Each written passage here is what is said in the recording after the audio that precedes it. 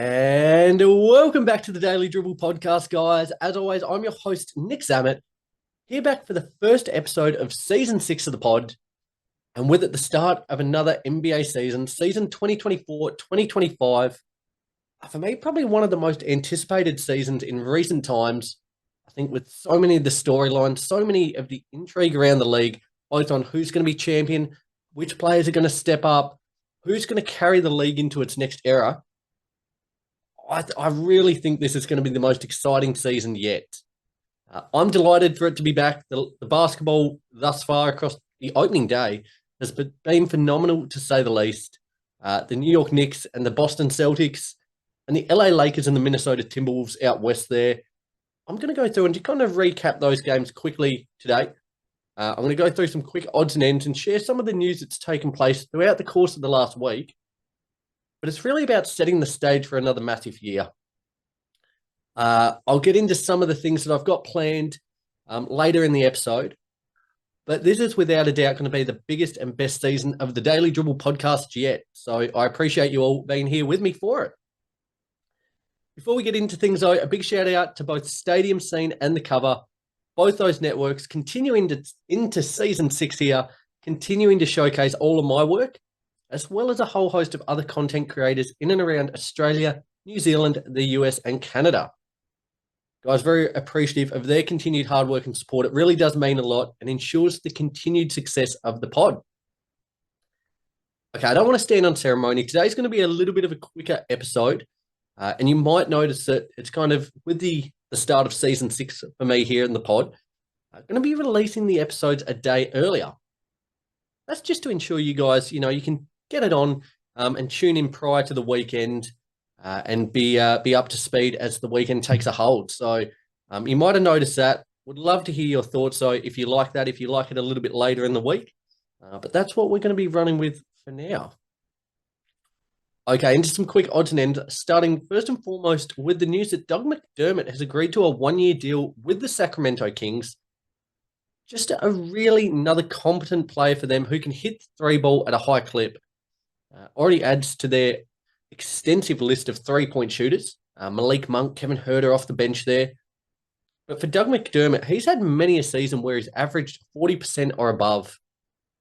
And as I said, with that shooting that they possess, Keegan Murray as well, Fox can hit the three ball when needed. Monk, Huerter, what they've got at their disposal now is such a really well-rounded team. And especially on the offensive end, they are going to be one of the most must-watch teams in the league this season, I believe. If they're not already a league pass team for you, I think within the first couple of games, once they're putting up 120, 130 a game, I think they're going to have a lot of eyes on them.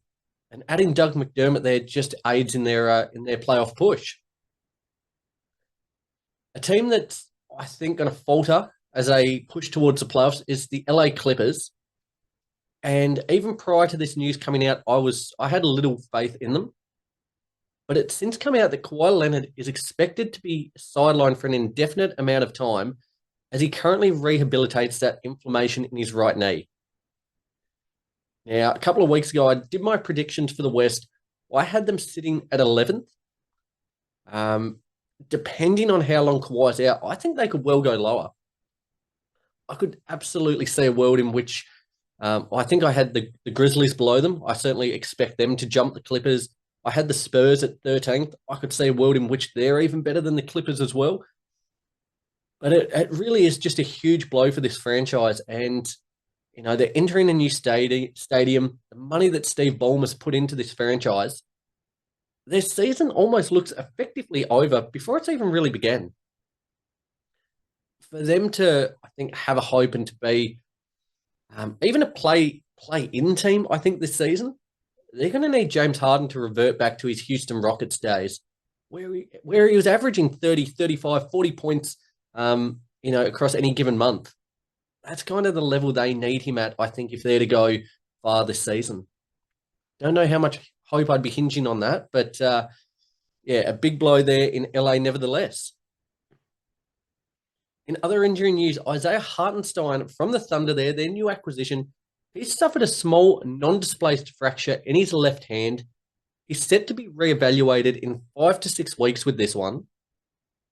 Certainly not ideal. I was certainly looking forward to seeing how he went with the franchise after crossing over from the Knicks in the offseason. But I think they should be fine in the interim without him. They've got enough depth. I think they're still going to rattle off enough wins that it's not going to be of a detriment. But I think what he's going to bring is going to be huge. He averaged 8 points, 8 rebounds, 2.5 assists, as well as a steal and a block for the Knicks last season. Now, again, granted, I think Shet's the guy he's going to be starting, but playing Hartenstein behind him there as a backup center, or even starting him and playing Shet at the power forward, the options and versatility they have at their disposal is incredible. I'm really excited to see how they go this season. They're going to be a must-watch team and certainly one of the championship favourites as it currently sits. I'm going to rattle through. There's been some very big contract extensions that have gone down over the last couple of days. I won't dwell on them for too long, but I'll just make note of them, and just so you guys are abreast of how things are currently situated. Alperen Sengun extended on a 5-year, $185 million contract with the Houston Rockets. Also from the Rockets, Jalen Green secured a 3-year, $106 million extension. Funny deal, this one. He's got a player option in the 2027-2028 season. I think it was well done locking them both up, in particular Sengun. I think he's certainly the guy you want to build around. But great for the Rockets as it currently sits to get those guys locked down.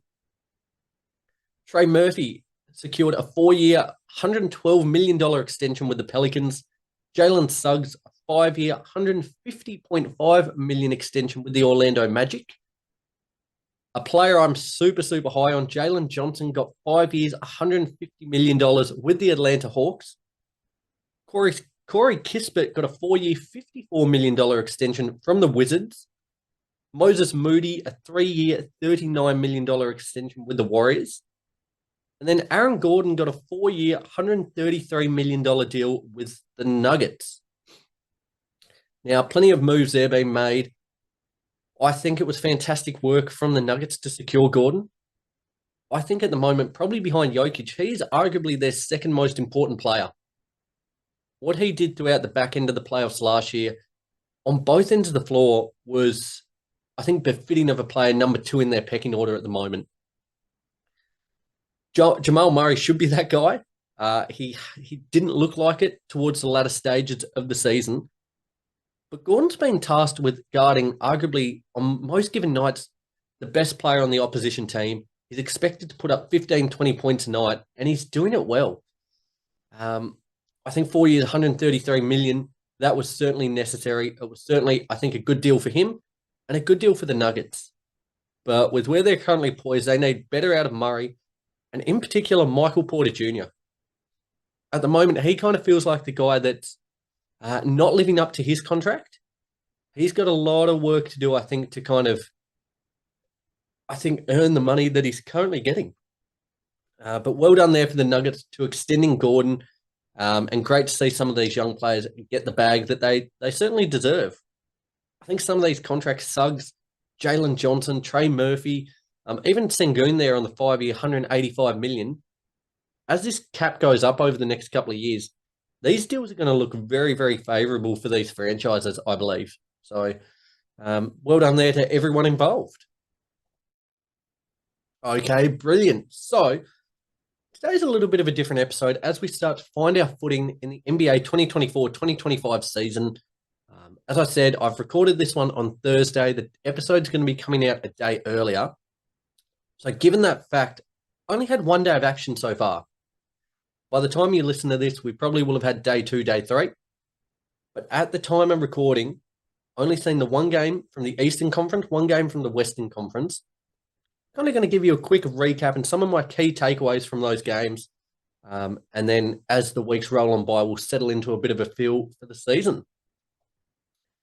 Starting first and foremost with the Eastern Conference, the Boston Celtics defeated the Knicks 132-109. I tell you what, there was no championship hangover there for the Celtics. They came out and absolutely went bananas from the word go, blitzed that first quarter 43-24, and really didn't let up after that. the game kind of effectively felt over after the opening kind of 6 to 12 minutes. Jayson Tatum, I tell you what, I think what Steve Kerr's done has unleashed an absolute monster. By benching him in the Olympics for the dream team there, he's come out and playing with a real chip on his shoulder. And to be fair, I love it. What he did in this game, he put up 37 points, 4 rebounds, 10 assists, went 14 of 18 from the field, and 8 of 11 from 3. He was just phenomenal. Absolutely electric. And if he can continue to perform at that level, I tell you what, scary, scary proposition for the rest of the league. Jaylen Brown chimed in with 23 points. Derek White with 24 as well. On the opposition side for the Knicks there, Brunson kind of played a bit of a lone hand with 22 points. Well, that's probably poorly worded. It wasn't a lone hand. He did get a really good contribution out of Miles McBride, who had 22 points off the bench on 8 of 10 shooting from the field. But in this game, it was the turnovers. They absolutely killed the Knicks. They lost that count 11-3. And, 11 turnovers in a game for the Knicks there is not horrendous. It's a couple more than you would like, ideally. But the Celtics having 3 turnovers across a game, that is a job well done, to say the least. That is looking after the rock and then some. But for me, though, the big difference outside of the turnovers was undoubtedly the three-point shooting. The Celtics were just on a different level for this one. They tied the NBA record for most three-pointers made in a game with 29. Now, they hit their 29th three early in the fourth quarter, and it looked like this record was really going to get decimated. Following that, though, they fired up 2 long air balls and then followed that up by a further 13 misses in a row from beyond the arc. They were chasing that record that was set in 2020 by the Milwaukee Bucks, but they just couldn't get there. They certainly, as I said, had more than enough opportunities to do so. But nevertheless, tying that record, 29 made threes, it's pretty hard to lose a game when you shoot like that. Phenomenal display nevertheless, and I think just kind of reconfirms that they should be and are the championship favourites. It was an emphatic display, to say the least, and certainly could well be a telltale sign of things to come. Especially, they're still waiting on Kristaps Porzingis to come back. This team is just absolutely loaded, and that starting 5, you would not want to face them. There's not a better one in the league, I don't think. For the Knicks, a disappointing performance, but it is only one game. It is only one game, so read into it what you will. Their depth, though, does worry me. Now, whilst Mitch Robinson is out, they're pretty light on. They're kind of 3 main guys off the bench, Miles McBride, Cam Payne, and Jericho Sims. That's a bit of a worry. You're relying a lot on this top-end talent, which I think is great. OG Anunoby had a bit of a shocker. Josh Hart was, waxed and waned. Bridges started slow on the shooting front. That new mechanic that he's been working on over the offseason got going a little bit later on in the game, but by that point it was already gone. Towns, there's going to be an ironing out phase there. They've got a lot of work to do, but as I said, it is one game, so don't read into it too much. But I think if you're a Celtics fan, you would be delighted with how this one went. So a great win there to start their season. Heading out west, and I don't know if you'd call it an upset. It was in LA. I think by the bookies, it was about, even money. But the Lakers defeated the Timberwolves 110-103. Looked pretty well in control for most of this game, outside of a late run in the fourth by the Wolves, where they kind of mounted a bit of a fight back. Wasn't to be enough, though. But the game was really blown out in that second quarter, with the Lakers winning that 33-19. And battled hard, 27 points, 6 rebounds, 3 assists, yet went 10-25 from the field. Late in this one, really started throwing up some shots to try and claw them back into it. They just wouldn't sit for him. I thought for the Lakers, LeBron and Rui were both fantastic. Jackson Hayes off the bench as well provided a really nice little spark, and certainly hope to see him fit and firing throughout the season. But the star in this one was Anthony Davis. Now, he dropped 36 points, 16 rebounds, 4 assists, and 3 blocks. Looked like a top 3 player in the league. He was just so dominant. And this is what he's going to have to do night in and night out if the Lakers want to go far this season. There's not been a lot of stock put in their championship credentials, and that's probably fair enough. But if they can get LeBron, who is approaching 40 years of age, he can't be the guy any longer. He needs to be the number 2. This is what they need from AD. As I said, 36 points, 16 rebounds, 4 assists, and 3 blocks. Incredible. Absolutely incredible. And they just look like a different team when he's the guy who's the number 1. It was fantastic to see NBA history made. LeBron James and Bronny coming on, becoming the first father-son duo in NBA history. We saw it briefly in the preseason, which was fantastic, but seeing it in a proper NBA regular season game, say about it what you will, take nothing away. It is an incredible achievement. It was a fantastic moment for the James household. I think after this, now that they've kind of got that out of the way, I would think that Bronny will probably be heading to the G League once their campaign kicks off. He's shown little flashes in preseason, but he's probably just off the pace a little bit to play actually NBA level ball. But nevertheless, fantastic for him, fantastic for LeBron, fantastic moment in the league, for the league as a whole, to see a father-son duo. Was really a touching moment. That being said, as a Lakers fan, I don't want to get too far ahead of myself. As I just said about the Celtics-Knicks game, it's one game. But I probably feel a little bit more confident about where things are headed just based off this game. Still got Jared Vanderbilt to come back, Christian Wood. I think Dalton Connect's going to be a fantastic player and a great acquisition there, the rookie.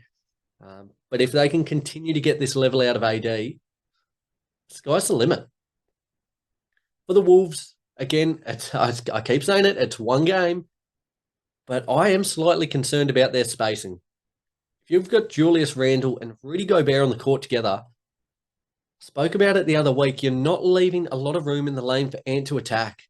It is very, very crowded, and teams aren't going to respect Randle, I don't think, that much from the three-point line. So having him and Gobert in there really clogs it up. They've got a lot of work to do. They've got things to iron out. Going into the season, they're probably one of the favourites in the Western Conference. I don't think this loss dours that in any way, but they do have things they're going to have to work out in a hurry, I believe. So excited to see how the next week or two plays out for all these 4 respective teams. The pace has been set. It's great to have ball back nevertheless, but some big things coming across the league. Guys, let's push ahead. The Daily Dribble. Okay, this is going to be a little teaser. Long-time listeners of the show will know Hero of the Week. Essentially a segment that focuses on a team or player for actions on or off the court that is, befitting of being Hero of the Week. Going to change that a little bit this year. It's going to be now dubbed MVP of the Week. It'll officially be returning next week. Really looking forward to starting that one up once again. As I said, it's just a bit of an opportunity to really delve deeper into a single player or a team for their actions on or off court that has made them my MVP of the week. It's pretty self-explanatory, but really great to shine a bit of a spotlight on these particular teams or players. So get ready for that one next week. I would love to hear from you guys, once I start that up, who you've got as your MVP. But certainly looking forward to kicking that one off next week. Also, just as a final bit of news, I'm going to announce it in a couple of days' time. But if any of you guys out there are, punters or, enjoy deeper insights and analysis, I'm about to start a couple of paid membership groups that'll not only support the podcast and my continued growth here, but also provide you guys with deeper analysis into betting tips, into kind of player performances, things like that. So just keep an eye on all the socials, Instagram, Facebook, YouTube, Twitter, TikTok, to keep abreast of that when I actually launch that in a couple of days' time. It'll make a little bit more sense once I kind of launch it. But it's just going to be a really great opportunity to kind of get some, I'd like to say, expert analysis and expert tips. But yeah, I'll keep you guys updated on that one probably next week as it launches across the next couple of days. I'm going to leave it at that. It's been a stellar first day of action from the NBA.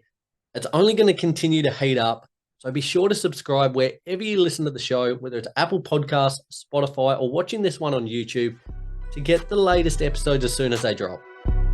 As I said, they are going to be dropping a day earlier now, so be sure to hit that subscribe button to not miss out when they air, because it's going to be a must-watch season to say the least. Till then, though, guys, I'll leave it at that. Got a big show coming up next week, kind of going into my it's only 1 week, but here are some key takeaways, kind of almost jump into conclusions. So be sure to tune into that one. Till next week, though, enjoy having basketball back, guys, and I will talk to you very soon. And remember, be good or be good at it.